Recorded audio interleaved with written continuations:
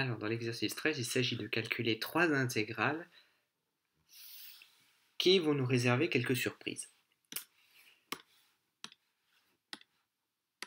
Alors, la première intégrale, c'est l'intégrale entre 1 et 9 de x racine carrée de x dx. Alors, je vérifie, est-ce que c'est une primitive connue? Non. Est-ce que c'est une forme de primitive connue type u' sur 2 racines de u, etc.? Non plus. C'est un produit, donc intégration par partie.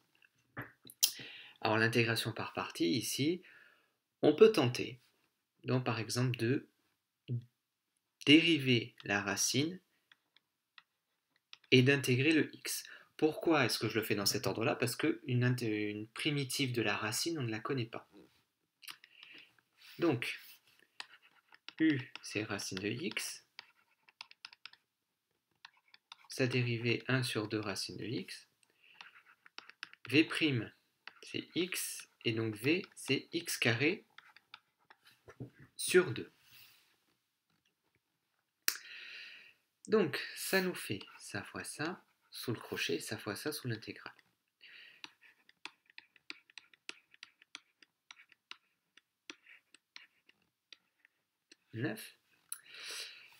Moins l'intégrale de 1 à 9 de 1 sur 2 racine de x fois x carré sur 2 dx. Donc, ce qui nous donne, c'est très très mal écrit là,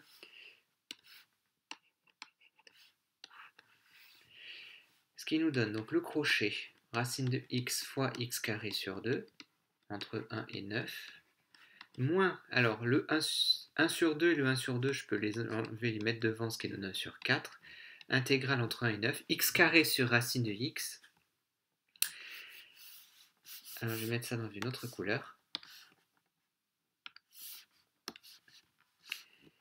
X carré sur racine carrée de x, on peut se rappeler que la racine c'est une puissance 1 demi. Donc ça fait x puissance 2 moins 1 demi, c'est-à-dire 3 demi.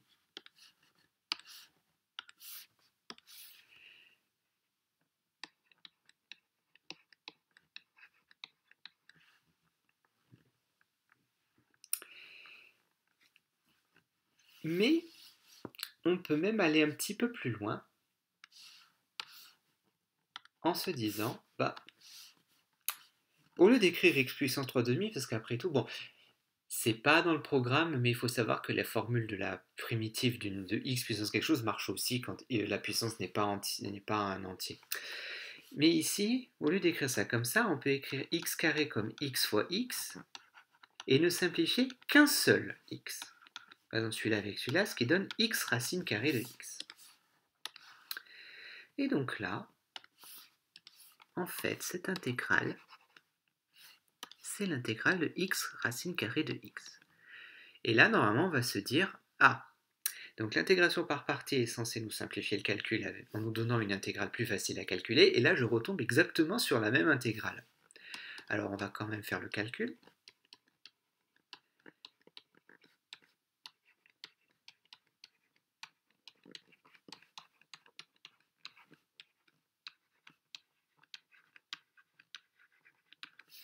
Ça nous donne racine de 9, donc 3 fois 81 sur 2, donc 3 fois 81, ça nous fait 243, moins 1 sur 2, 242. 242 sur 2 moins 1 quart fois l'intégrale entre 1 et 9 de x racine carrée de x dx. Et 242 divisé par 2 font 121. Mais bon, il n'empêche que là, on est en droit de se poser la question, est-ce qu'on a vraiment avancé? Parce qu'on se retrouve exactement avec la même intégrale à calculer. Alors on peut se dire, on peut tenter l'intégration par partie dans l'autre sens. Mais comme je l'ai dit tout à l'heure, la racine carrée, je ne connais pas de primitive. L'astuce ici, alors il serait bon que vous mettiez sur pause et que vous soyez vraiment en train de chercher, mais là je vais vous donner l'astuce. C'est l'astuce qu'on m'a donnée quand moi j'étais en terminale. On m'a dit poser i égale ça. I égale notre intégrale. Voilà. Quand j'étais en terminale et que j'avais exactement le même problème, bon pas avec la même intégrale, mais mon prof m'avait dit, pose I égale ça. Et alors je me suis dit, pourquoi? Ben, mon équation, ben, I, qu'est-ce que j'ai trouvé? Que I était égal à 121 moins un quart fois I. Et là, ben, on se dit, ah ben oui, c'est une équation à résoudre en I, en fait. Je passe le 1 quart de I de l'autre côté, donc ce qui fait I plus 1 quart de I, qui nous donne 5 quarts de I, et c'est égal à 121. Donc I vaut 121 fois 4 sur 5. Et voilà comment on s'en sort. Donc 121 que multiplie 4, ça nous donne 484 divisé par 5. Donc voilà le résultat. L'intégrale de 1 à 9 de x racine carrée de x dx vaut 484 sur 5.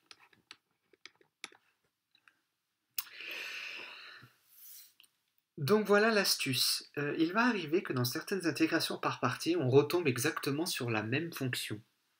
Et dans ces cas-là, ben, pour s'en sortir, il faut faire quelque chose comme ça. Alors si jamais on avait eu... parfois ça ne marche pas, c'est-à-dire que si on a l'intégrale qui comporte le même signe des deux côtés, en général ça se compense, et donc du coup on ne peut pas utiliser cette astuce. Mais là, ici, en passant ça de l'autre côté, I plus un quart de I, ça fait 5 quarts de I, on résout l'équation. Donc c'est une astuce qu'il est bon de garder en tête. Si on retombe sur la même intégrale après une intégration par partie, c'est pas forcément une mauvaise chose. Donc c'est en ça que je disais que ces intégrales vont nous réserver des surprises. Alors, cette intégrale-là, on peut... Alors j'ai envie d'intégrer le cos et de dériver l'exponentielle pour éviter de se trimballer avec du moins. Donc U c'est exponentielle, si on dérive c'est exponentielle.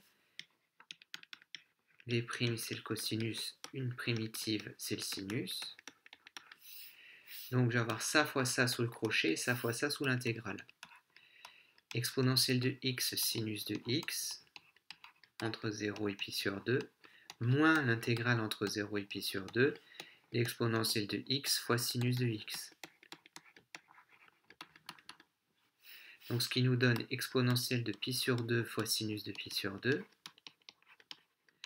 moins exponentielle de 0 sinus de 0 moins l'intégrale de 0 à pi sur 2 l'exponentielle de x sinus de x.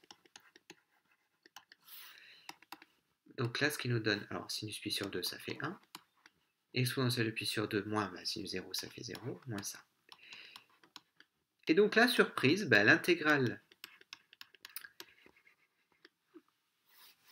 sur laquelle on tombe après une intégration par partie, c'est pas plus simple.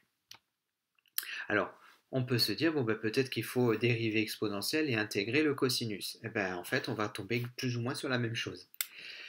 Donc, là, à ce stade, on ne peut pas trop conclure.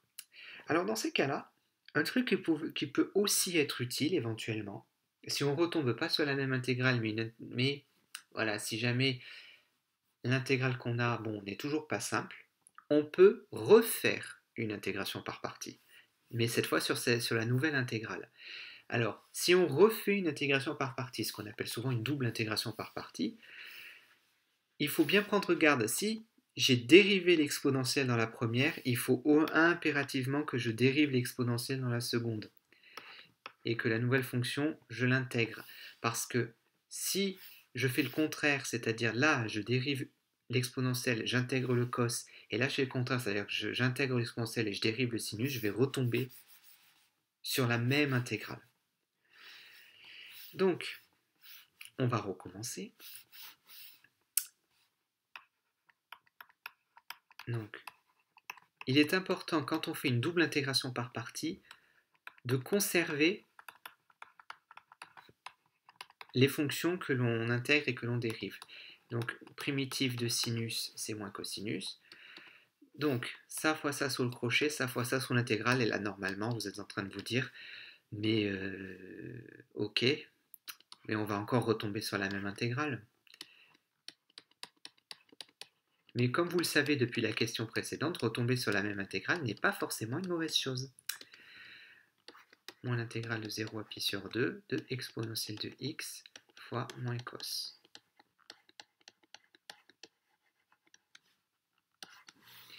Ce qui nous donne, alors là je vais baisser un petit peu, alors je continue là, exponentielle de pi sur 2, moins, alors exponentielle de pi sur 2 fois moins cos de pi sur 2, cos de pi sur 2, ça fait 0.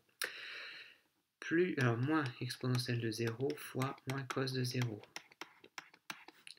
Moins, alors là il y a un plus qui va arriver, puisque le moins et le moins vont devenir plus l'intégrale de 0 à pi sur 2, d'exponentielle de x cos de x. Et donc là j'obtiens exactement la même intégrale, mais c'est pas une mauvaise chose.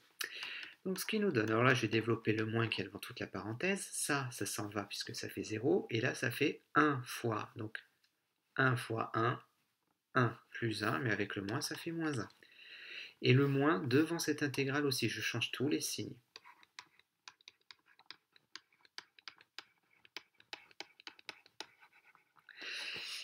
Donc là je retombe exactement sur la même intégrale que tout à l'heure, mais c'est pas grave. On sait que c'est plutôt bon. On pose i qui vaut l'intégrale de 0 à pi sur 2 d'exponentielle de x cos x. Et qu'est-ce qu'on a obtenu? I vaut exponentielle de pi sur 2 moins 1 moins i. Donc on passe le i de l'autre côté, ce qui donne i plus i 2i. Alors pour être plus précis par rapport à l'anecdote que je racontais tout à l'heure, quand j'étais en terminale, en fait c'est cette intégrale-là que je devais calculer, exponentielle de x cos de x. Donc i vaut exponentielle de pi sur 2 moins 1 le tout sur 2. Donc finalement, mon intégrale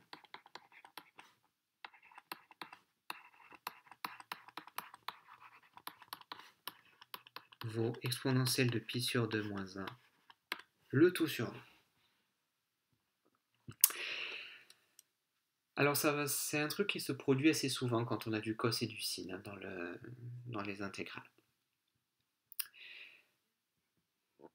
Et maintenant, troisième intégrale, l'intégrale de 0 à pi sur 2, l'exponentielle de x sinus de x dx. Et là, on peut évidemment bien se douter que ça va être exactement la même chose que tout à l'heure, qu'à la question B, c'est-à-dire qu'on va devoir faire une double intégration par partie. Donc u, c'est l'exponentielle, u' c'est exponentielle, v' c'est sinus, v, c'est moins cosinus. Alors, sauf qu'ici, je vais être un peu plus malin. Donc, exponentielle de x fois moins cos entre 0 et pi sur 2, moins l'intégrale entre 0 et pi sur 2 de exponentielle de x fois moins cos de x dx. Je vais être un peu plus malin parce que je vais me servir de ce que j'ai fait tout à l'heure. Ça, en fait, cette intégrale, j'ai déjà plus ou moins calculé. On a vu que c'était égal à 1, alors 1 plus l'intégrale